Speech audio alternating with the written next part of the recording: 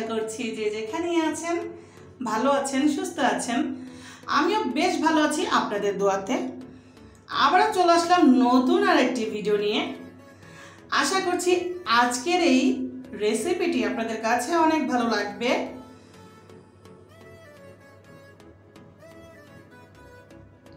এই কোরবানি ঈদে মাংস খেতে খেতে যারা বোরিং হয়ে গিয়েছেন তাদের জন্য আজকে নিয়ে আসলাম ধুন্দুল পাতার ভর্তা। এতটাই স্বাদের হয়, একবার না খেলে বুঝবেন না। তো আজকের ভিডিওটি চলুন দেখে নেই আমি কিভাবে ধুন্দুল পাতার ভর্তা বানাই। আমি এখানে নিয়ে নিয়েছি ধুন্দুল পাতা, একদম কচি ধুন্দুল পাতা নিয়ে নিয়েছি।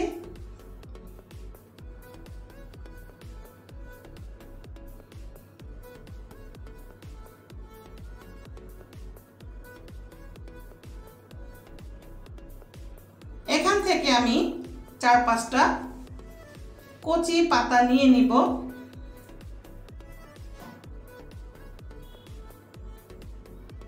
আর নিয়ে নিচ্ছি 4-5টা শুকনো মরিচ, একটা দেশি পেঁয়াজ আর রসুন আমি অর্ধেক পরিমাণ নিয়েছি।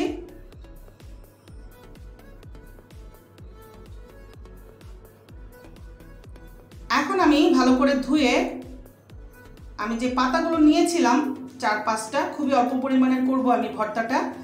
আপনারা চাইলে বেশি করে ভর্তাটা বানাতে পারেন। ভালো করে ধুয়ে হাত দিয়ে চিড়ে নিয়েছি। এখন আমি একটা হাঁড়িতে অল্প পরিমাণ পানি দিয়ে সেদ্ধ দিয়ে দিলাম।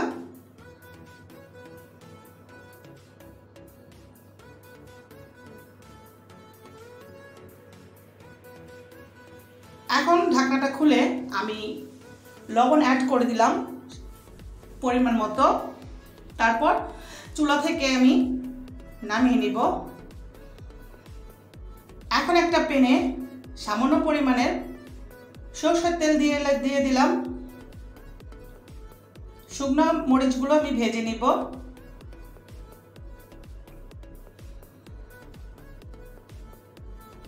তারপর আমি পেঁয়াজ আর রসুনটা ঝলসিয়ে নেব।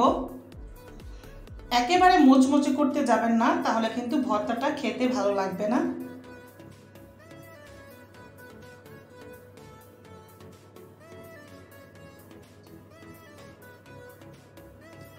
এই তো আমার পাতা সেদ্ধ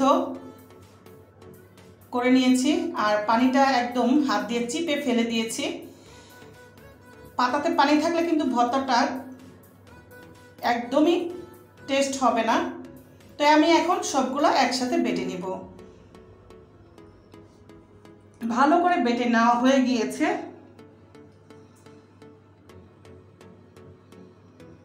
খুব সহজেই এই ভর্তাটা তৈরি করা যায়।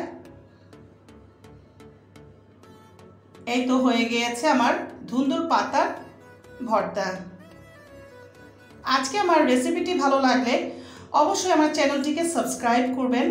আর যারা অলরেডি করে দিয়েছেন তাদেরকে অসংখ্য ধন্যবাদ।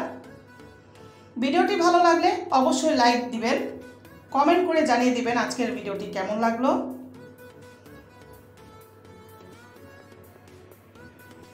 আবারও নতুন কোনো ভিডিও নিয়ে হাজির হয়ে যাব আপনাদের মাঝে। সবাই ভালো থাকবেন, সুস্থ থাকবেন এবং আমার জন্য দোয়া করবেন।